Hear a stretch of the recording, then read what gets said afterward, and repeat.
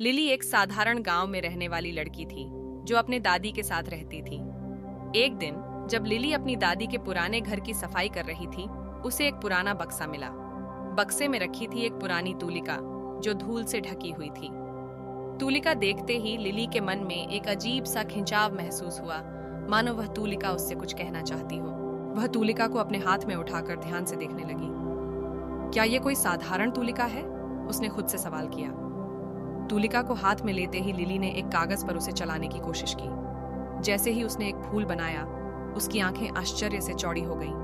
वह फूल कागज से निकलकर सामने जमीन पर हकीकत में खिल गया। लिली की सांसें थम गईं। यह कैसे हो सकता है?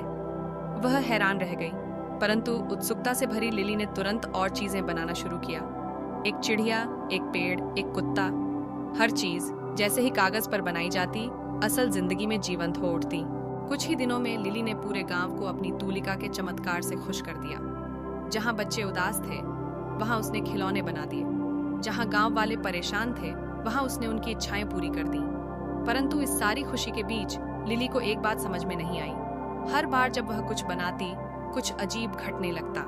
एक दिन जब लिली ने एक बड़ा पेड़ बनाया ताकि गांव के लोग उसकी छाया में आराम कर सकें, वह पेड़ अचानक अपनी शाखाओं को घुमाने लगा और हवा में झूलने लगा। गांव वाले डर गए। ये पेड़ ऐसा क्यों कर रहा है? किसी ने चिल्लाया। लिली के मन में डर की एक लहर दौड़ गई, लेकिन उसने सोचा कि शायद ये तूलिका की एक और खासियत है। परंतु जल्द ही चीजें और अजीब होने लगीं। एक रात जब लिली सो रही थी, उसके द्वारा बनाई गई चिड़िया अचानक उसके कमरे में आ गई और अजीब आवाजें निकालने लगी। क्या तुम मुझे सुन रही हो? चिड़िया फुसफुसाई। लिली ने चौंक कर आंखें खोली। क्या तुम बोल रही हो? हाँ, लेकिन यह अच्छी बात नहीं है, चिड़िया ने चेतावनी दी। तुम्हारी तूलिका में एक अजीब शक्ति है। ये जितना खुशियां देती है, उतनी ही परेशानियां भी। तुम जो भी बनाती हो, वह अपना स्वतंत्र अस्तित्व प्राप्त कर लेता है। लिली की सांसें अटक गईं। मैंने ऐसा सोचा भी नहीं था। अगले दिन लिली ने अपनी तूलिका को एक कोने में रख दिया और उसे इस्तेमाल न करने का निर्णय किया। लेकिन गांव वालों की उम्मीदें उससे बहुत बढ़ गई थीं। लिली, हमें एक नया तालाब चाहिए, किसी ने कहा। हमारे बच्चों के लिए और खिलौने बनाओ, किसी और ने मांग की। दबाव में आकर लिली ने फिर से तूलिका का इस्तेमाल किया, लेकिन इस बार उसने और सावधानी बरती।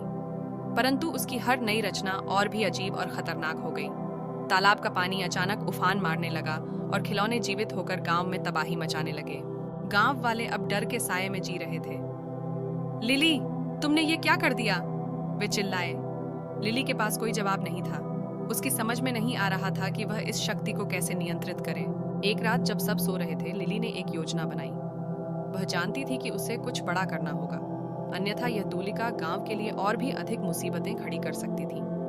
वह अपनी तूलिका लेकर गांव के पास वाले जंगल में चली गई, जहां कोई नहीं जा सकता था।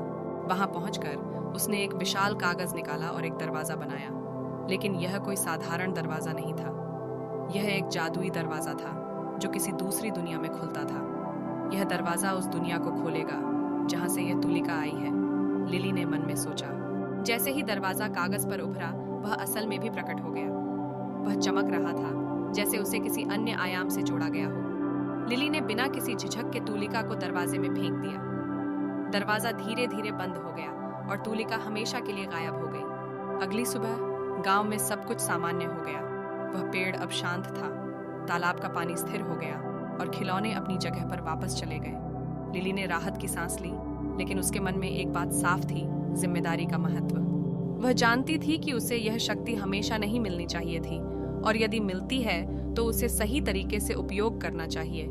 उसने अपने आप से वादा किया कि वह कभी भी किसी भी शक्ति का गलत उपयोग नहीं करेगी। लिली ने जो सीखा वह यह था कि किसी भी शक्ति या हुनर का सही उपयोग करना कितना जरूरी होता है। तूलिका ने उसे यह सिखाया कि जब हमें कोई खास ताकत मिलती है तो उसका इस्तेमाल सोच समझकर और जिम्मेदारी से करना चाहिए। मूल्य: अपनी ताकत और हुनर का सही और जिम्मेदार तरीके से इस्तेमाल करें।